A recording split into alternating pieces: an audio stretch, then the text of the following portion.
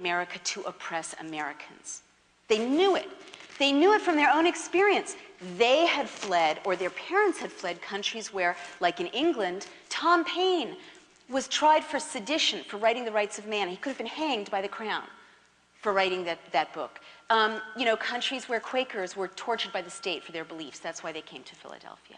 And so the founders, you know, in their hearts and their lived experiences knew what tyranny was. And so they wanted to create a place where you were safe from that kind of oppression. And that's why they set our system of checks and balances as they did. Checks and balances, what a boring term, right? I mean, we are not taught that this system is this sexy, passionate, amazing, inspiring concept, this radical vision of human self-determination. But they knew without a doubt that it was human nature to abuse power if power was unchecked, and that was why these checks and balances were so important. So what are these 10 steps that so profoundly assault the founders' vision and put us at risk? The first thing every would-be dictator does is to invoke a terrifying internal and external threat. And very often this threat can be real, and they'll hype it or use it manipulatively. For example, Stalin talked about sleeper cells. Who's heard that term in the last 6 years? Right? Right. Now, had you heard that term in the 80s or 90s? I hadn't. What are sleeper cells? Stalin said sleeper cells are capitalist agents, meaning us, capitalist terrorists, who were dressing like Soviet citizens, acting like Soviet citizens, hiding among good Soviet citizens sneakily, waiting for the moment, perhaps for years, when at a signal they would rise up and create anti-Soviet terrorist mayhem, right? So this was a hyped threat, didn't exist. It's a narrative that recurs, and what you'll see in you know, what I'm sharing with you is that it's almost like someone in the Bush administration has gone back and seen what worked and just basically lifted those images, that language. Homeland, Heimat, right? Embedding of journalists. Goebbels pioneered the embedding of journalists. Leni Riefenstahl was embedded with troops going into Poland. You know, take a look at Mission Accomplished, and take a look at the scene in Triumph of the Will, where the Fuhrer is descending in a plane and greeted by his uniformed staffers, and he says, you know, we need your support in accomplishing our mission. So many echoes. I mean, I started feeling this feeling of deja vu when I was like, okay, people are burning Dixie Chicks CDs. CDs don't burn, you know? They like emit toxic smoke, you know? Why is this so familiar? And of course, Goebbels in 1933 staged spontaneous gatherings of students where they burned books. And again you see these echoes. So Stalin's was a hyped threat, but Pinochet told Chileans in 1973 about a real threat. There were really armed insurgents, but then he hyped it with fake documents, which is something despots often do. And remember, we saw fake documents when the White House showed the yellow cake documents, that there's a whole book saying everyone's like, no, they're fake, they're fake. But they said, oh, Niger is buying uranium. I'm sorry, Iraq is buying uranium from Niger. We can't wait for the smoking gun to come in the form of a mushroom cloud. And so we were duped into invading Iraq. So similarly, Pinochet held up what he called Plan Z, fake documents that purported to show that these armed insurgents were going to blow up all this infrastructure and assassinate all these leaders at once. Fake, but it terrified Chilean citizens so that they didn't fight hard for their democracy when the coup was attempted. The second thing a would-be despot always does is to create a secret prison system where torture takes place that is outside the rule of law. And very often, they will also establish military tribunals that strip prisoners of due process.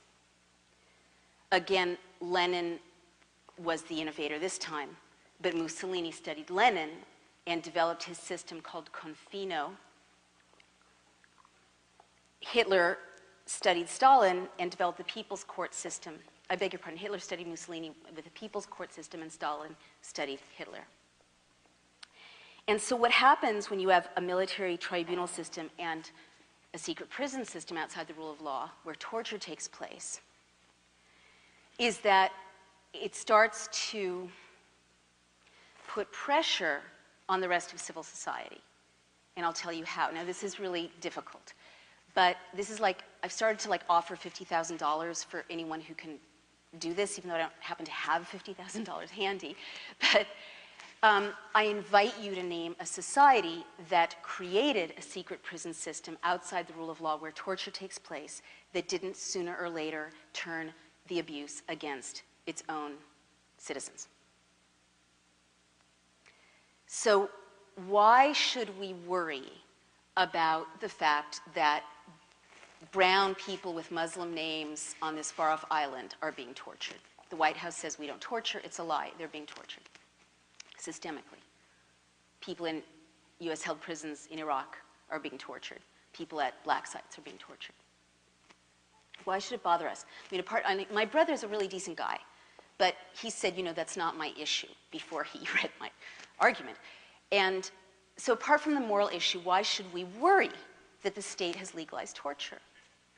The reason we should worry is that in what I call a fascist shift, and I use that term very conservatively, I use it technically, not rhetorically. There are many definitions of fascism. My dictionary definition is when the state starts to use terror against the individual in an effort to push back democracy. So we should worry about the fact that the state has essentially legalized torture of these marginal people, people who are marginal to us, because what always happens in a fascist shift is that the state will start by abusing people that no one in the mainstream really identifies with much. In Germany, it was anarchists, communists, homosexuals, Jews, gypsies, thank you. And then what always happens is there's a blurring of the line, and the noose starts to catch up more and more members of civil society, mainstream society, and it's always the same cast of characters. Us, basically. Journalists, editors, opposition leaders, labor leaders, and outspoken clergy. So and Germany is so instructive in this regard because, people don't realize that it didn't start with crematoria. That what happens when you create a secret prison system where torture takes place is it always metastasizes. It starts out little and informal and gets bigger and bigger and bigger. And in Berlin in 1931, 1932, torture was still illegal. The Nazis weren't even in power. They were a minority party. It was still a democracy. There were opposition. There were marches. There was, everything was as it should have been. But the SA, a paramilitary force, we'll get to that, started to create these makeshift torture cellars where they would torment these marginal people. And everyone knew about it. They thought it was funny. There were cartoons about it in the German press. It's like, that show 24. It's like, that's funny. Everyone accepted it. But then it doesn't take too long before the line starts to be blurred. So why is this so urgently relevant to us? Most Americans don't realize that the president now claims the power to say to any one of us, what's your name? Raul, you're an enemy combatant. Or let's find someone who really looks like a soccer mom, a Republican soccer mom, okay? Republican, you have a really nice purse. Republican soccer mom. Yes, yes. Pardon me? Anne, enemy combatant. No, it doesn't matter. You can be innocent. You can be Republican. You can be a devoted, evangelical. It doesn't matter. Enemy combatant is a status offense. Your innocence does not protect you. Your party affiliation does not protect you.